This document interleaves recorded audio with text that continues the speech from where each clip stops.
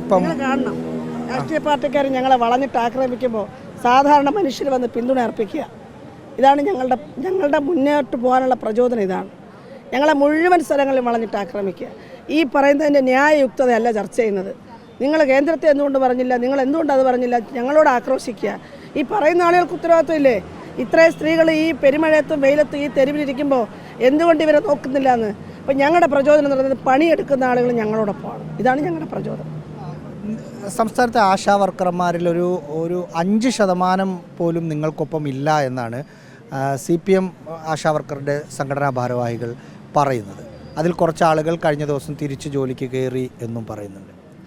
ഒരു യുദ്ധമുഖത്തതുപോലെ ഈ സർക്കാർ ഈ ആശാ വർക്കർമാരെ ആക്രമിച്ചിട്ടും ഞങ്ങൾ കാണുകയാണ്. ഞങ്ങളുടെ കൂടെ ഒരാളുണ്ടെങ്കിലും ഞങ്ങൾ സമരം ചെയ്യും.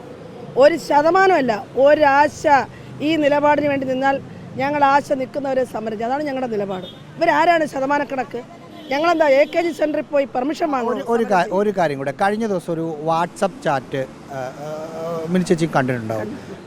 അക്രമം ഉണ്ടാക്കണമെങ്കിൽ ശ്രദ്ധ കേന്ദ്രീകരിക്കുക നേരത്തിൽ എന്താണത്? അത് സംഘടനയുടെ അഭിപ്രായമല്ലല്ലോ. അത് വാട്സാപ്പ് ഗ്രൂപ്പ് എന്ന് പറഞ്ഞാൽ നമ്മുടെയൊക്കെ വാട്സാപ്പ് ഗ്രൂപ്പുകളിൽ ആളുകൾ അവരുടെ വ്യത്യസ്ത രാഷ്ട്രീയ അഭിപ്രായമുള്ള ആളുകൾ, വ്യത്യസ്ത ചിന്താഗതിയുള്ള ആളുകൾ പലതും പറയും. അതൊന്നും സംഘടനാ തീരുമാനമല്ല.